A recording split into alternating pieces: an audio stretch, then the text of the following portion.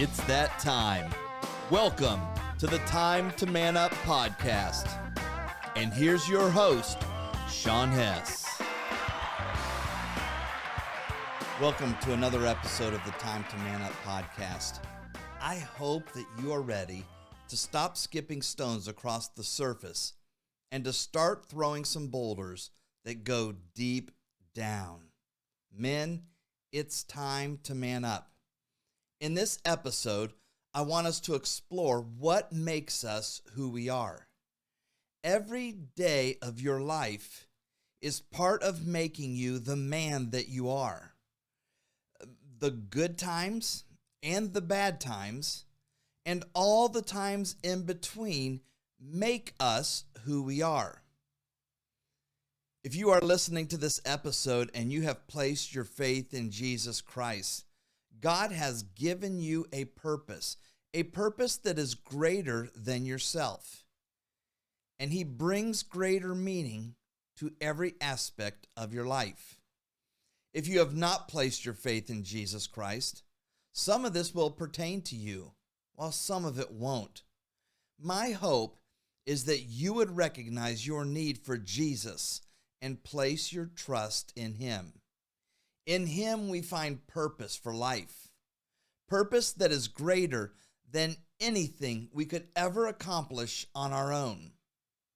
The foundational truth of this episode is that God has a purpose for your life.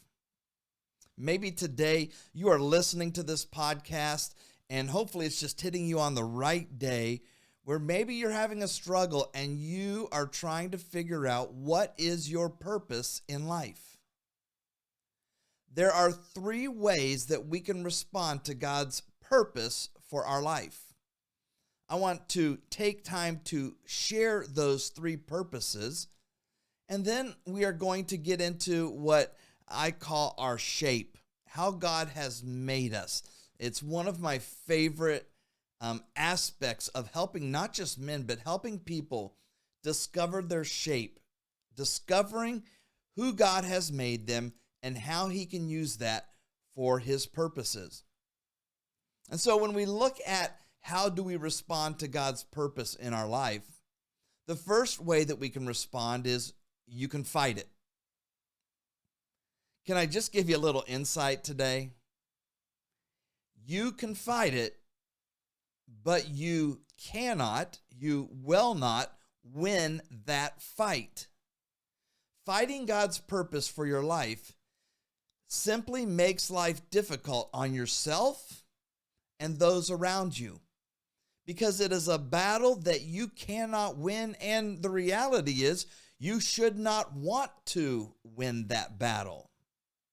When you fight God's purpose for your life, you place yourself in opposition of Him. And that, men, is not a good place to be. The last place that we want to find ourselves is in opposition of God. Men, why do we try to fight a fight that we cannot win? Why do we so often try to resist God's purpose in our lives? This is a fight that we should not even desire to fight. Living life in alignment with God's purpose for each one of us is the best place for us to be. Men, I would never want you living out my purpose, the purpose that God has given me, and likewise, I should never desire to live out your purpose, because God has a specific purpose for each one of us. And there are times in life when God brings those purposes to where they overlap and we find ourselves working together. Those are awesome times. Now, when I think about fighting God's purpose, I love to go to the batting cages. I love to go to the batting cages. Specifically, I love to go to the fastest machine and take my swings. I'm telling you, I let it rip. I give everything that I have. And sometimes it probably looks quite comical when all I come up with is air. Most of the time, though, I make contact, but it's poor contact with the ball. But there are those times when I hit the ball right on the sweet spot. You know what I'm talking about if you've played baseball before or softball. But I hit the ball right on the sweet spot and the ball takes off. It's usually those times I'm disappointed that there are nets around the batting cages. Usually when I'm shanking it to the sides, I'm like thankful for the net. But when you get that pure hit where it hits on the sweet spot, you know that you've done something right. It is the same when it comes to living your life in God's will. So the first thing we can do is fight God's will in our life. The second thing that we can do is this: you can do nothing. There are those who would rather not try than to fail. Men, doing nothing is a decision. Day after day, perhaps you find yourself stuck in the same place. Some view doing nothing as a safe option, but doing nothing is a dangerous option. In the Bible, Jesus tells a story about living our life with purpose. In Matthew 25, he tells us of a man who was going on a journey. But before he went on that journey, he called his servants together and he entrusted them with his property. He gave them a purpose, and that purpose came with responsibility. He gave 5 talents to one servant, he gave 2 talents to another servant, and he gave 1 talent to the final servant. The one who received 1 talent went and buried it in the ground. That makes no sense to me. I don't get that, but maybe some of you, when it comes to using what God has given you, when it comes to the purpose that he has for you, you find that an okay solution. So he digs a hole and he buries it. He did nothing with what the master had given him. He chose what seemed like the safest choice to make. I mean, right? The worst thing would be to lose that talent. And so he thought, if I bury it, at least I won't lose it. But doing nothing is not a safe option. Doing nothing can cost you everything. Matthew 25, verses 24 to 25, it says this: He also, who had received the 1 talent, came forward, saying, Master, I knew you to be a hard man, reaping where you did not sow, and gathering where you scattered no seed. So I was afraid, and I went and hid your talent in the ground. Here you have what is yours. It was like he was doing something valiant, right? But the guy who got 5 talents doubled it. The one who got 2 doubled it. And this guy comes back with 1 as if he did something well, but the servant's fear caused him to do nothing. And doing nothing is an option that not only can we not afford, but those in our lives cannot afford us doing nothing. There is a cost. The master's response to him is quite harsh. In verses 26 to 27 of Matthew 25, it says, But his master answered him, You wicked and slothful servant, you knew that I reap where I have not sown, and gather where I scattered no seed.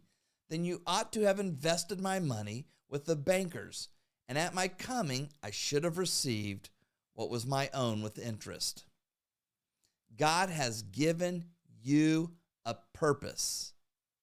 I mean, men, I need you to understand that. I need you to receive those words that God has given you a purpose. And doing nothing with what he has given you is not an option. The master took that 1 talent and he gave it to the one who had turned his 5 talents into 10 talents. So we can fight God's purpose. We can do nothing with God's purpose. Or the final thing, and the one thing that we should choose to do, is we can pursue his purpose. Men, you need to pursue it. One of my favorite verses in the Bible, and there are a lot of them, but Luke 9:62, I love it. It has been key for me, allowing me to move past my failures and to turn those negatives in my life into a positive. Because this verse that I'm going to read to you is so significant, because there are so many people, so many men who are too busy looking back to take the time to look forward and see what God has for them. So Luke 9:62 says this: Jesus said to him, "No one who puts his hand to the plow and looks back is fit for the kingdom of God." You cannot put your hand to the plow and continue to look back. Even if you only take baby steps, God wants you to be moving toward his purpose, moving in the right direction and not away from it. Paul tells us often that we should run the race to win the prize. We are trying to do something, accomplish something, and it's not our own purpose, it's God's purpose.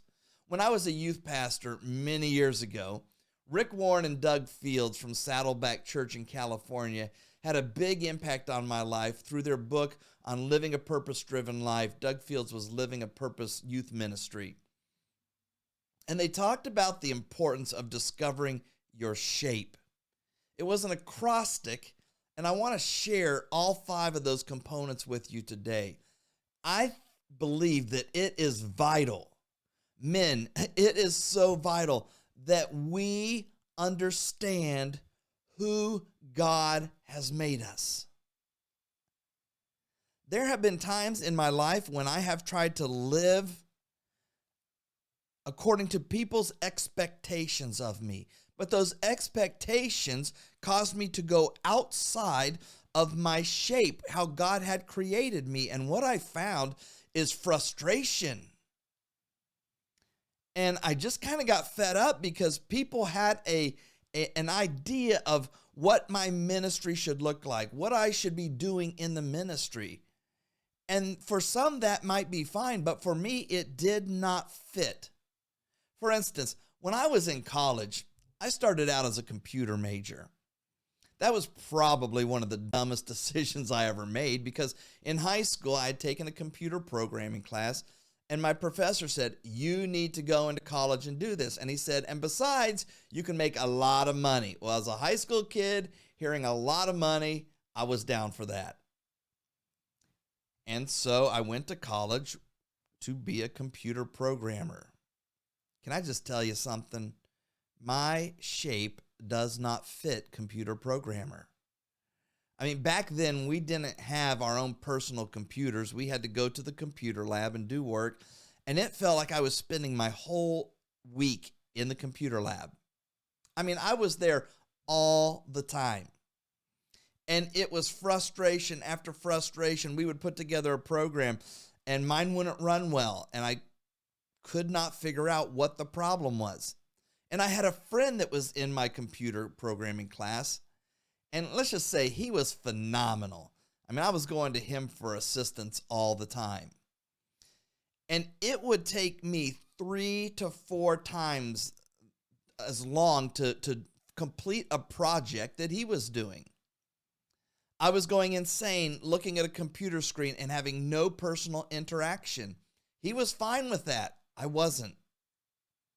Well, what had happened is, because someone had said, "Do this," why? Because it pays well, it's a good living. But the problem was, it did not fit my shape. Men, when we are trying, remember those kids' games that had all the, it was a ball and it had all these shapes that you had to stick in all the matching shape holes? Listen, you can try to jam a square into a circle all you want, but it's not going to work, and vice versa, a circle into a square. It just won't work. So why in life, when we are trying to live out according to God's purposes, men, do we keep trying to fit into a mold, into a space where we just don't fit? Therefore, we have to understand our shape, who we are, who has God created us to be, and then we can find out how he can best use us according to his purpose. So we're going to look at these components with the acrostic for SHAPE. They will help us understand that God can bring purpose even to your past failures. He removes Satan's hold, and he allows you to move forward with a purpose that is greater than yourself. Have you ever taken time to consider that no two snowflakes are the same? I mean, I don't know who studied that, how they figured that out, but that is amazing. There are no two snowflakes that are the same. And there have been a lot of snowflakes, especially if you're from up north like I am. We see our share of snow. So when I moved down south, it was a different change. Now I can go a year and not see any snow. But when I think about that fact that people much smarter than I am determined that no snowflake is alike, that is how it is when it comes to people. We may have similarities to others, and we may even look like others, but there is always something different. Guys, I want to tell you this. I grew up with identical twin boys. They were a year behind me, and we went to church together. We were in school together, and it was nearly impossible to tell the difference between those two. I mean, it took a lot of time. But what we realized after years and years and years of hanging out is that they had certain things they did that set them apart from each other. Their shape revealed who they were, even though the distinctions were very small. So let's take some time. I mean, when we look at every person in this world, we all have differences. And in life, there are too many times that we take those differences and we make them a negative. Well, they're not like me, or I'm not like them. I don't fit. They don't fit. But men, God brings men together, people together. And what he does is he uses them together to accomplish his purposes. And that's amazing. So let's get to the S in SHAPE. The S in SHAPE stands for spiritual gifts. Remember when I told you that for some of you, if you don't know Jesus as your Savior, some of this will not pertain to you. And this is one of those areas. When we begin looking at SHAPE, that's spiritual gift or gifts. But what we know is this: you at least have one spiritual gift if you have come into a relationship, place your faith in Jesus Christ. He gives you a spiritual gift.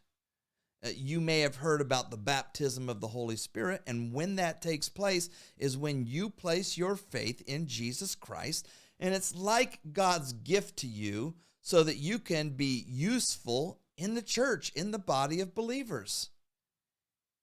And there are some that have the same spiritual gifts, but there are various spiritual gifts that people have so that they can function together.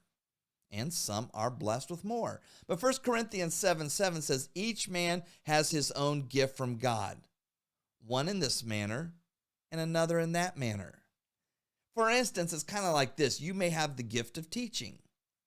But what we want to know is just because you have the gift of teaching does not mean that you will do great teaching children. So I have the gift of being able to teach, but I have taught a kindergarten class, men, and it was disaster. There was a man that was sitting back in the room. He was the Sunday school superintendent, and I am teaching kindergartners, and I had the great idea for a little discussion time. And so I posed a question. Every hand in the room went up, and it was total pandemonium. I lost it. People were talking all over, and he's just sitting in the back laughing. It was probably the worst kindergarten class ever known to man. When we got done with the class, I was like, I am never doing that again. Because what happens is we have a gift, but we have to recognize, where does that gift play out? You can have the gift of teaching, and maybe you're amazing with kids. Maybe you don't do well with adults. But we have to learn where that gift fits. These gifts that God gives us are to be used within the church. And he tells us that the foundation of those gifts that we have should be used with love. Love is what brings the value to it. 1 Peter 4:10 says this, as each one has received a gift, employ it in serving one another as good stewards of the manifold grace of God. God gives you your gift. And he gives you that gift to help you fulfill his purpose. And so, men, if you have placed your faith in Jesus Christ, he is working out his purpose in your life, and now he has given you a spiritual gift or gifts that allow you to be able to accomplish those purposes. You and the body of believers miss out when you fail to use your spiritual gift. But perhaps there are some of you that are listening right now, and you say, I'm a believer, but I have no idea what my spiritual gift is. How do I discover what it is? The first thing that I would encourage you to do is to take a spiritual gift test. Something that you can find that you can take a spiritual gift. And there are spiritual gift tests all over the place. Some are more conservative views of spiritual gifts. Some are more open. Some may have 11 or 12 spiritual gifts. Some may open it up to 30. But take a test, and that will begin to help point you in the right direction of where your spiritual gift is. But there's a need for more than just the outcome of a man-made test. What will happen that you will find is that your spiritual gift will often align with your passion. When you do ministry, you will find it to be a complement to your passion. If you have a passion for kids, that spiritual gift will fit in and work well there.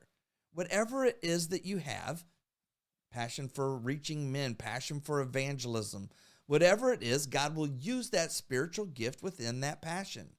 When you do ministry, you will find it to be that connection point, that circle hole, and putting the circle through that rather than trying to put a square through it.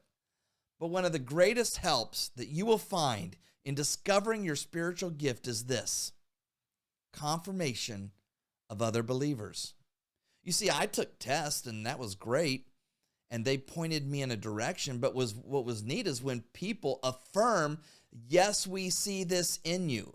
Because you can think that you have the gift of teaching, but when you teach, what do people say? Someone that has the gift of teaching probably isn't going to hear, hey, that was really bad, that was horrible, you need to find something else. If so, you probably haven't figured out your spiritual gift yet. So you need to live your life with purpose, and in doing that, your spiritual gift helps. Now, that's the S. The second letter, H, stands for heart. So we have spiritual gift and we have heart. Heart is your motivations, your interest, your core passions, and the things that get you excited. Your heart is what makes you come alive. Have you ever noticed how some things bore you while other things bring you to life? God shaped you in a way that your heart gives direction to your purpose. Your character is who you are, while your heart or your passion is what you love to do. One of the examples that I heard is a guy that had a heart for sports, but he wanted to reach out to people. He wanted to share the gospel. And so what he did is he had a card show. And then he invited, I believe it was David Robinson, he had come. And during that card show, he had him share his faith. Now, that's taking your passion and using that spiritual gift of wanting to tell people about Jesus, evangelism, and it's saying, how do we bring those together? We need to consider what direction our heart moves us. Guys, it can move you closer to God's purposes, or it can sometimes move you away from God's purposes when you have failed to align that passion with God's purpose, and instead you use that passion for your own desires. We are responsible for the direction. If you are married, if you have children, you are responsible to point their heart in the right direction. You are not creating a heart for them. You are not creating a passion for them. Just because you like something does not mean that your kids will like something. What your job as a father, men, and as a husband, is to find out what your spouse, what your children's passions are, and help them learn how to use that for God. So the S is spiritual gift, the H is heart or passion. The A stands for abilities. Now, everyone has natural abilities. There are just things that come normal to you. But some abilities you pick up along the way. Some of you are great with numbers and you sailed through math, while others get sick when they hear the word math. When they have to figure out an equation, they lose sleep over it. Some of you are great with people, while others avoid them as much as possible. Some of you are great at fixing cars, while some of you would rather pay someone to do the work.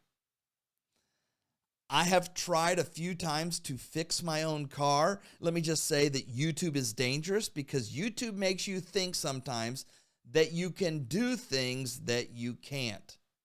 And there have been times when I have taken on projects because of YouTube and been successful, while other times I have failed. When I think of using our abilities, the story of David and Goliath comes to my mind.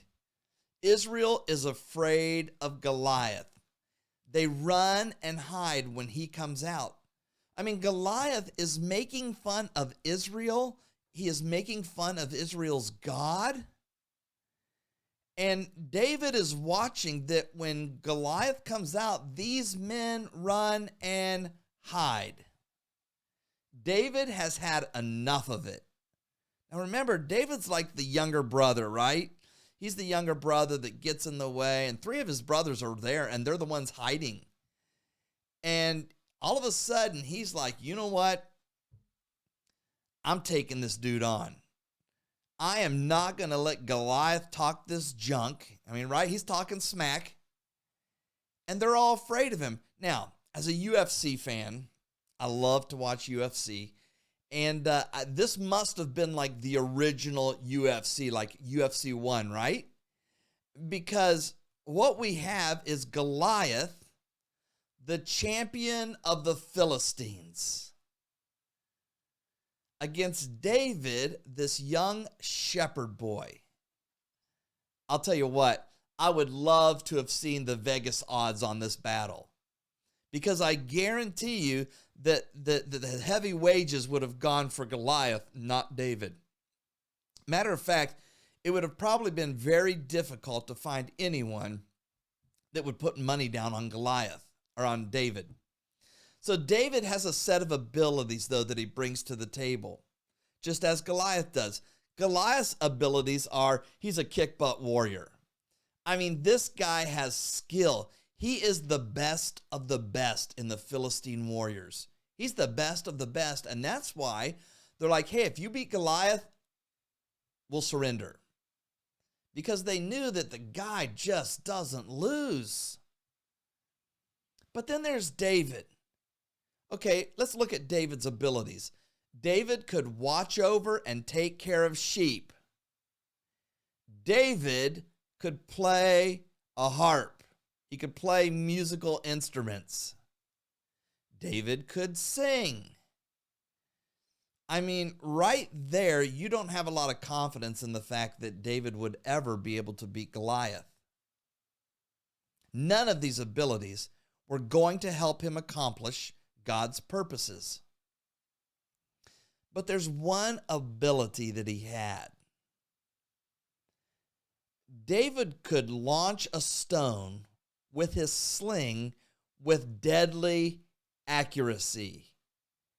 Now we're talking, right? But still, the odds were in favor of Goliath because he has armor on. He's got his weaponry. And David comes out with no armor, his sling, and that's all that he has. Guys, this is sometimes we refuse to follow God's purposes because we don't think we're ready. Can I just tell you this? When God brings you opportunities, he knows you're ready. And he knows that it's not about you, it's about him. Being able to work in your obedience, in your following him, in your working toward his purposes, he is able to do that. So God has given David this ability to throw a rock with a sling. God has given us our abilities so that we can live out his purposes for our lives. So David gets that stone and he throws it and bam, I mean, the giant drops. He sinks that stone right in his forehead. He drops. And I mean, I don't even know what a movie on the life of David would be rated, but he cuts his head off. And I mean, he's like, yeah, holds that head up there, right? And he's showing Israel, we have won. God has delivered him into my hands. I cut his head off with his own sword. Men, God has given you abilities to use for his glory. So if you have an ability of shooting a basket, running, fixing a car, doing wood projects, whatever it is, how can God use that for his glory? So right now we have spiritual gift, we have heart, and we have abilities. And the fourth thing that we have, the P, stands for personality. Now here's where we begin to separate, right? Because there are some with the same spiritual gift, there are some with the same heart, passion, there are some with the same abilities. But when it comes to personality, there are a lot of different flavors when it comes to personality, right? Many of us believe that our personality is the best personality. And if we're honest with ourselves and with other people, there are people with personalities that just wear us down. I mean, right?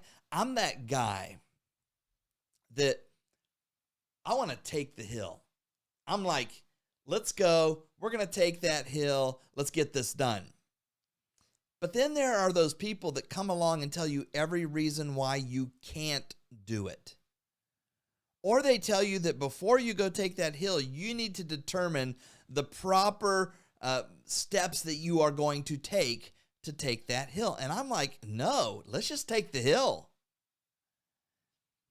And those personalities drain me.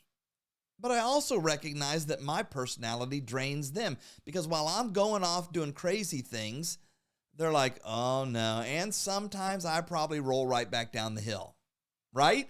I mean, I'm up there, I'm doing battle, and all of a sudden it doesn't go well, and I roll back down, and they're like, see, I told you so. Now, when somebody says that, that's just like motivation for me to keep going, right?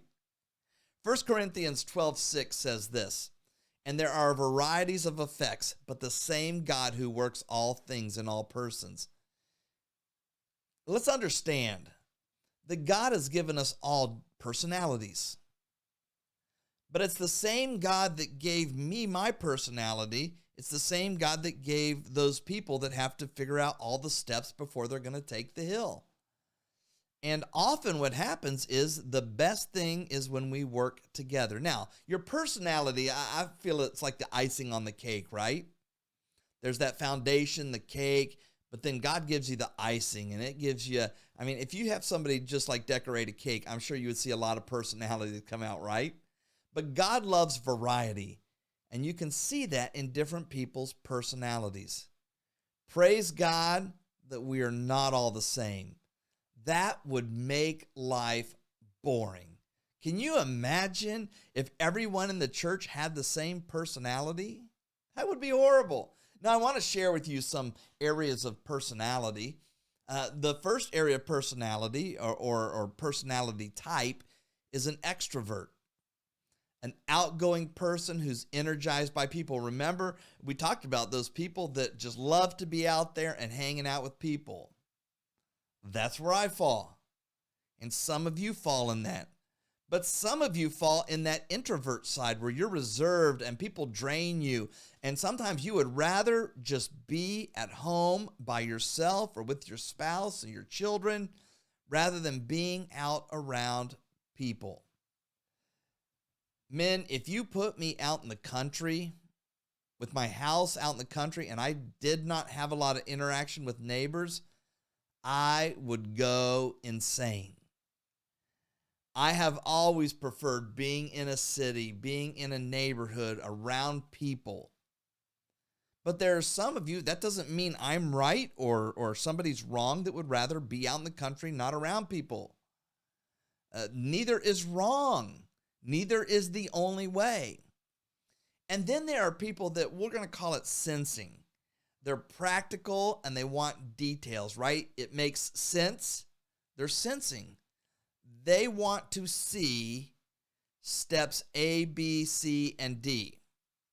For some of us men, we open up that box. If you've ever tried to put together IKEA stuff or anything that takes a lot of work to put together.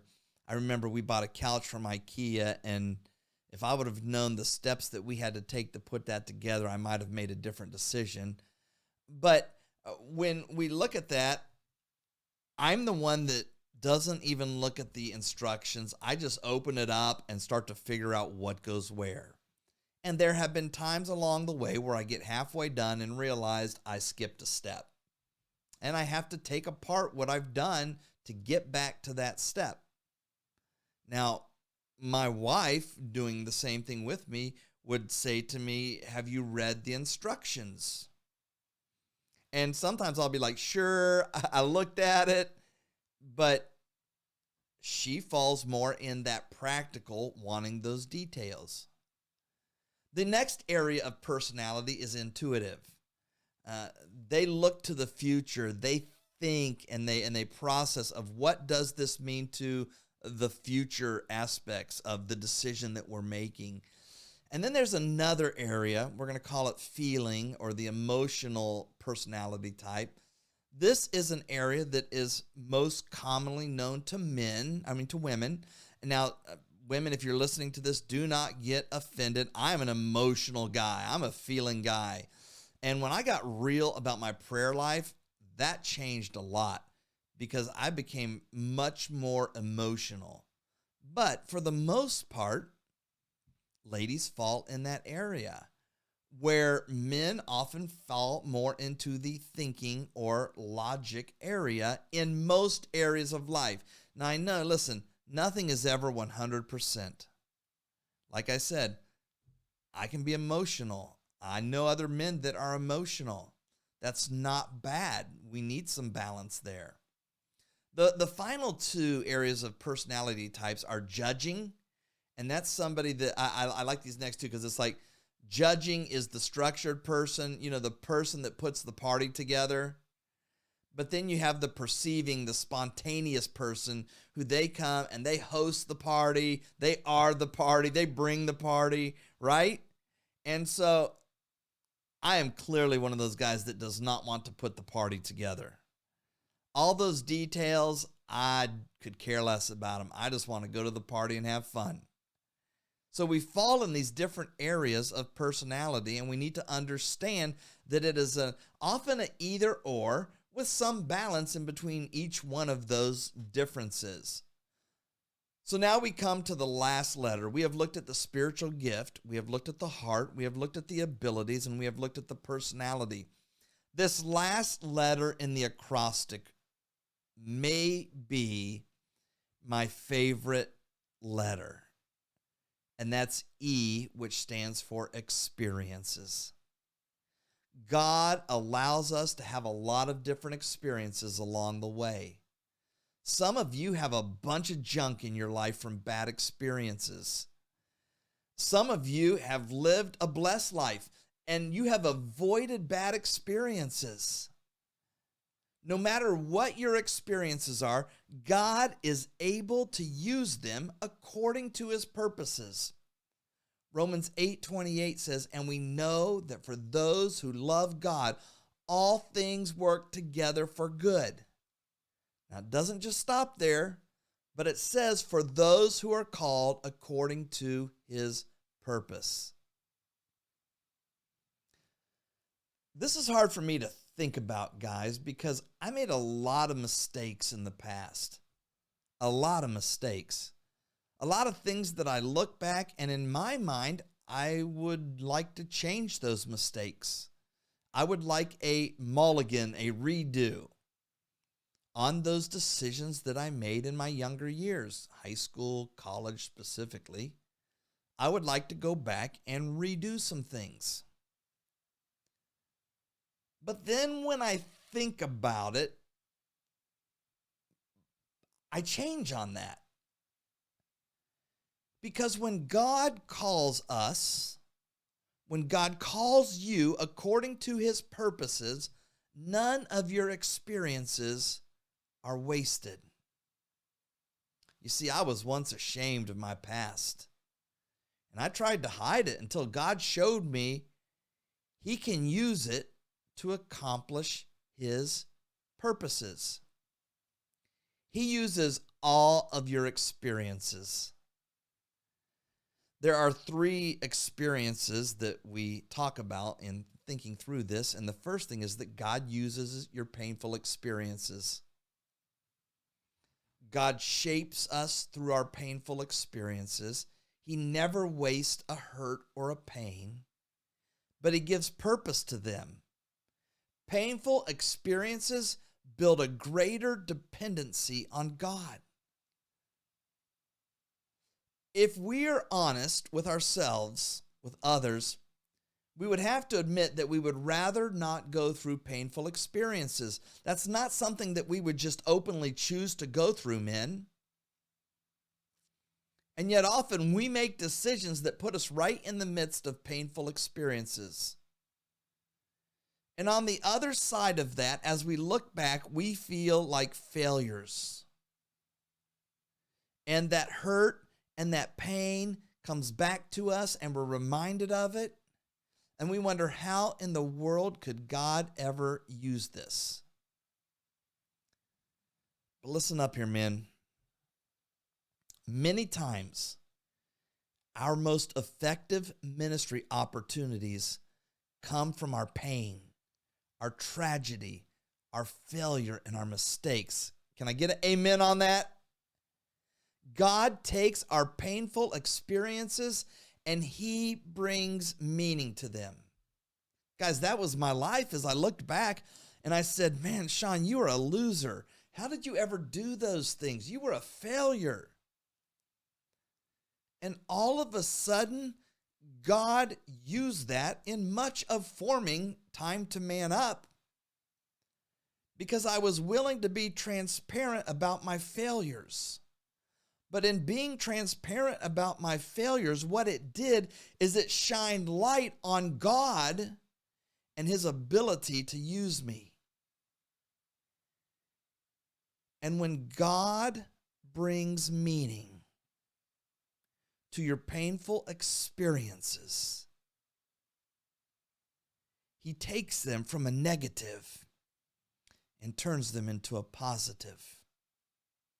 So God uses our painful experiences. God also uses our spiritual experiences. God uses your time in his word, your time spent in prayer, and he uses those in your life.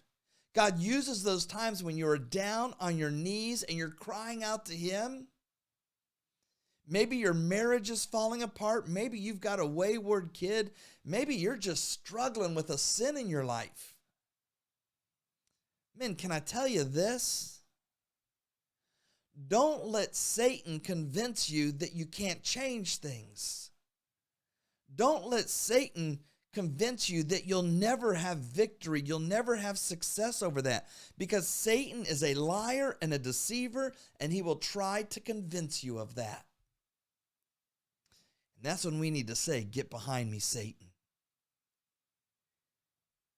Because God takes those failures and he uses them.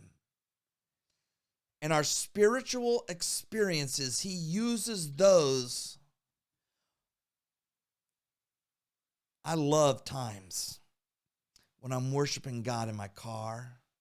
Maybe I'm worshiping God in my shower.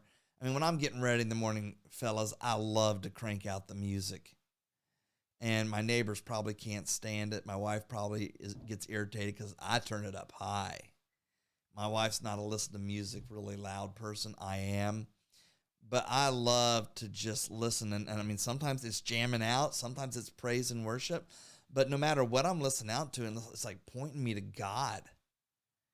And he uses those times as spiritual experiences. I mean, I have been on mission trips where I have had such a spiritual experience that it has changed who I am.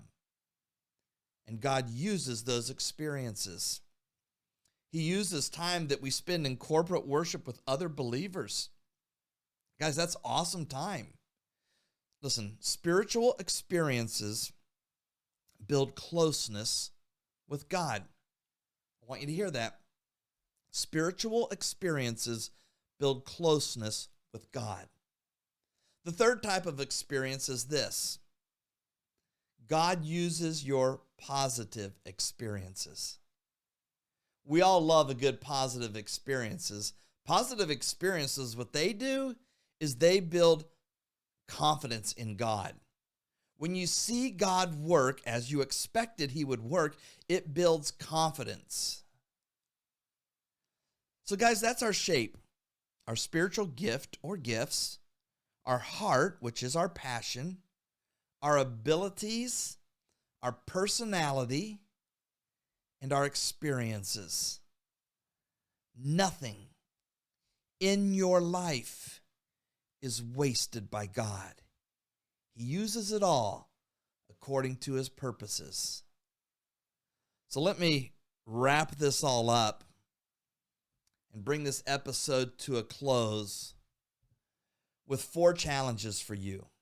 So these are 4 challenges that I want to give you today. The first challenge is this: know God's purpose for your life. We would all admit that it would be really nice if God spoke to us verbally. I mean, he verbally communicated his purposes to us. We would love that. But what I can tell you is this: seek to know his purpose for your life. Because then you can know that you are moving in the right direction. And ask God to close doors when you're going in the wrong direction. So know God's purpose for your life. The second challenge is this: be committed to God's purpose for your life. Don't just go half at it. Give everything you have to it. When you look at following his purpose, be fully 100% committed to carrying out that purpose. The third challenge is this: carry out God's purpose to your life. So we want to be committed to it. We want to know it. We want to be committed to it. And then we want to carry it out. Actively pursue it. Don't just learn it and sit there. Remember, neutral is a decision, but it's not a decision that we should be taking. And then here is a very important challenge. And maybe today it's where some of you find yourself. And that's this: avoid distractions that hinder God's purpose for your life. Avoid distractions. And with that comes the need to not hinder God's purpose for the lives of others. Right? Not only should you avoid distractions, but don't become a distraction for somebody else because you don't do things the way that they do or you see things differently. Support what God is doing in their life. And so those are the challenges. Know God's purpose, be committed to God's purpose, carry out God's purpose, and avoid distractions that hinder God's purpose. Well, I hope you have found today's episode of Time to Man Up helpful. If you have, be sure to take time to like, to follow, to subscribe. We appreciate your support. We are so grateful for all the support you give us. We love hearing the stories of how God is using Time to Man Up to impact men's lives. But also, make sure to get the word out.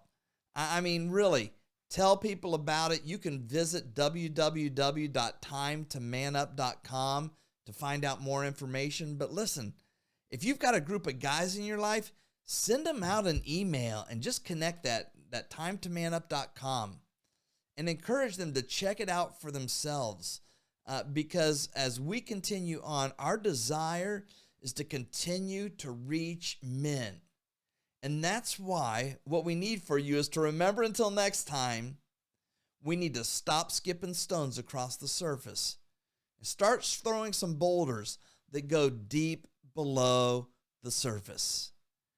And one of the ways God does that is by us recognizing our shape and living out God's purpose in a way that aligns with the shape He has given us. Men, we are so glad to have you with us today. Remember, it's time to man up.